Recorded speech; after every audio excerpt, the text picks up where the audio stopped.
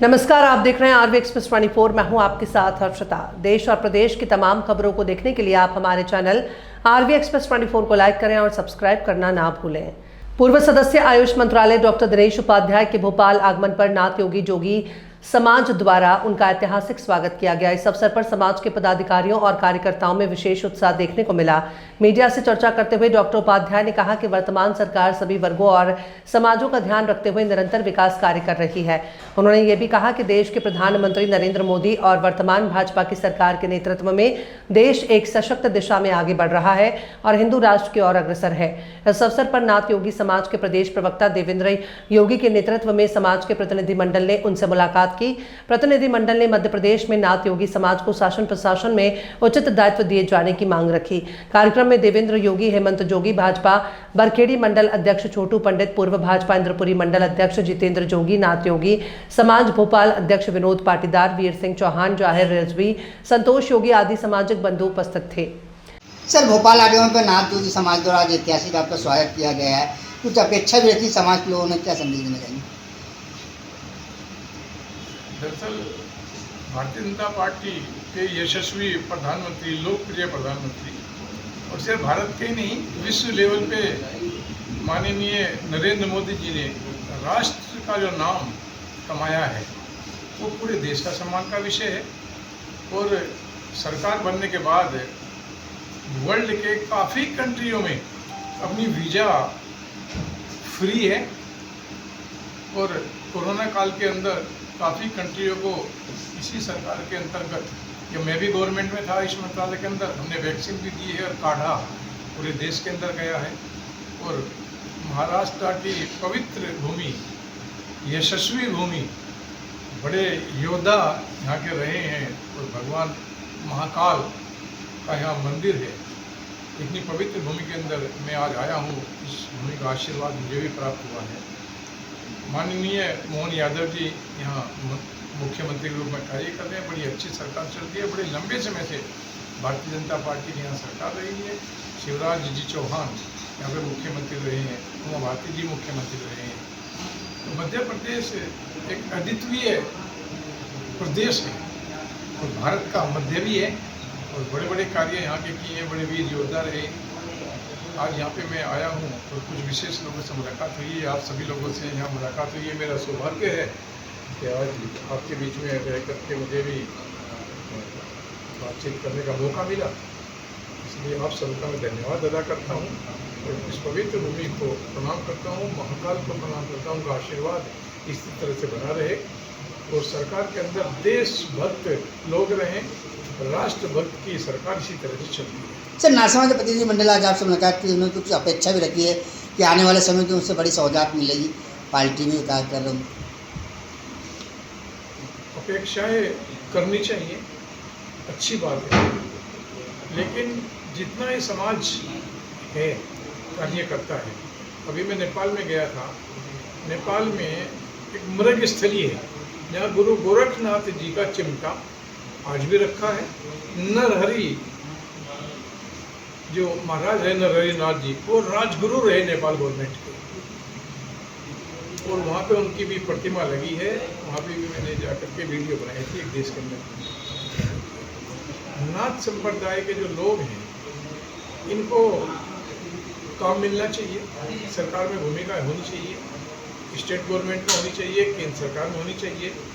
इसकी बात मैं भी दिल्ली जाकर के करूँगा और यहाँ मध्य प्रदेश के अंदर भी जो महत्वपूर्ण लोग हैं इस बात को रखनी चाहिए कि इन लोगों का भी योगदान कहीं न कहीं संगठन के अंदर, सरकार के अंदर हो।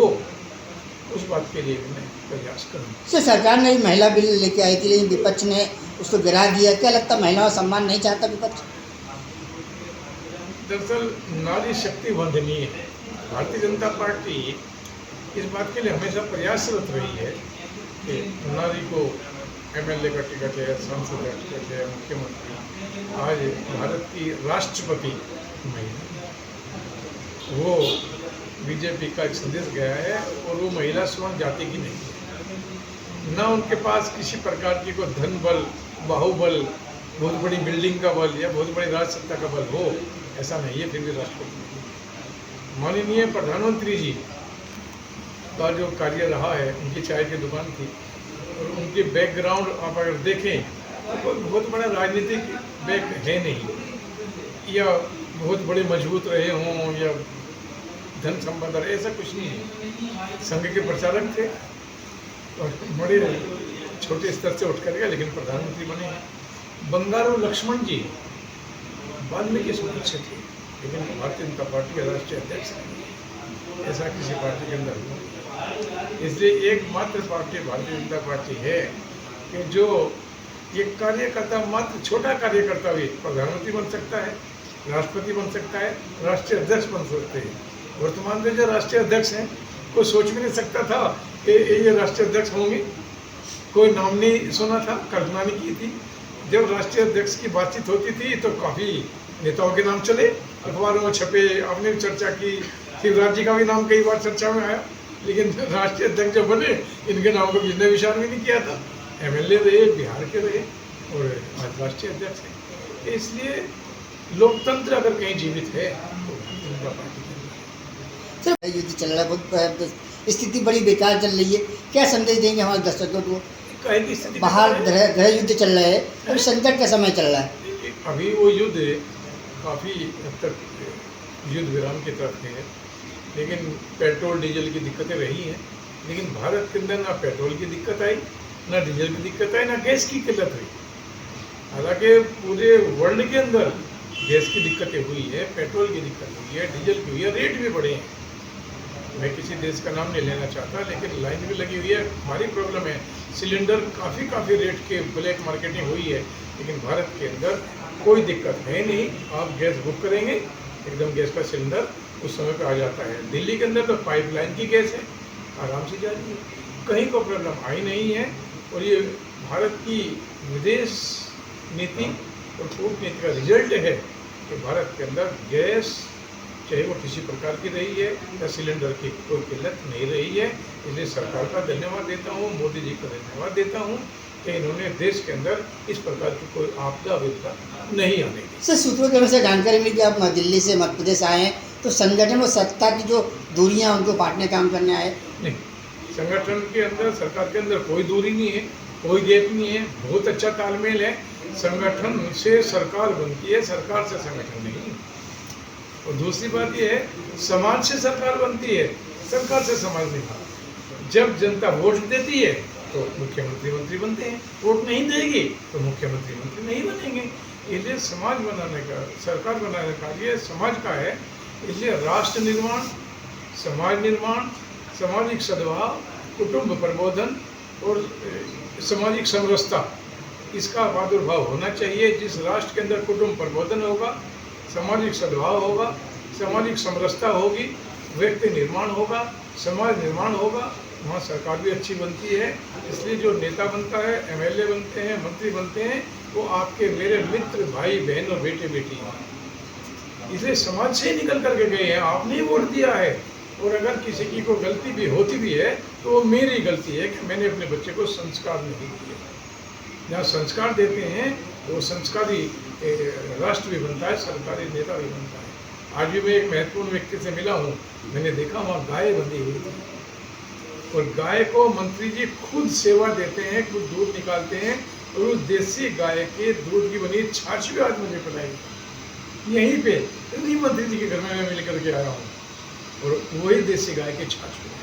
लेकिन जब एक मंत्री इस कार्य को कर सकते हैं, गौ माता की पूजा कर सकती है, अपने हाथ से घास डाल सकते हैं, दूध निकाल सकते हैं और मंत्रालय भी चला रहे हैं और देसी छाछ भी पिलाई है, तो सभी लोग कर सकते हैं। जर्सी गाय मुक्त भारत का नारा देना चाहिए, देसी गाय का प्रादुर्भाव होना चाहिए और गौशाला के अंदर गाँव की इंडस्ट्री बननी चाहिए। देसी गाय के गोबर की धूपबत्ती, अगरबत्ती, साबुन, लक्ष्मी गणेश के चित्र और शैम्पू ये बन रहे हैं, ये रोजगार खड़ा हो सकता है बहुत बड़ा। इसलिए देसी गाय को हम लोग सरकार से अलग हट करके कुछ लोगों का एक संगठन खड़ा करके, जैसे हमारा एक संगठन है अंतर्राष्ट्रीय गौ माता सेवा महासंघ, उसके तहत भारत के अंदर, नेपाल के अंदर हमने संगठन खड़ा किया है। लेकिन सिर्फ गौ माता का दूध के बारे में चर्चा ना करके गाय का गोबर परचेज किया जाए, गाय के गोबर को रखा जाए, उसकी इंडस्ट्री लगाई जाए और MSME उसके तहत फंडिंग करती है भारत सरकार की तरफ से। अगर आप मशीन लगाते हैं, गाय के गोबर की लकड़ी बनाते हैं, पेंट बनाते हैं, तो भारत सरकार का प्रकल्प है, आपको वो डोनेट भी करती है और उसका लाभ भी पहुँचाती है, सामान बेचो उसका। ये सारा कार्य होना चाहिए, सिर्फ सरकार के भी निर्भर रह करके कार्य नहीं करना चाहिए। सरकार तो जनता के टैक्स से चलती है, सरकार जो चलती है वो आपके टैक्स से चलती है, आपके द्वारा आपका वोट भी, आपका टैक्स भी, तभी तो सरकार काम कर रही है। इसलिए समाज महत्वपूर्ण है, ये समाज को खड़ा होना चाहिए। आप लगाओ गाय की गोबर की फैक्ट्री और गौशाला खोलो, सरकार उसे मदद करेगी। तो इसलिए समाज को जागृति करनी चाहिए। जिस दिन समाज जागृत हो जाएगा उस दिन सरकार भी बहुत अच्छी तरह से चलेगी और हम लोग सरकार के पूरा निर्भर नहीं रहेंगे।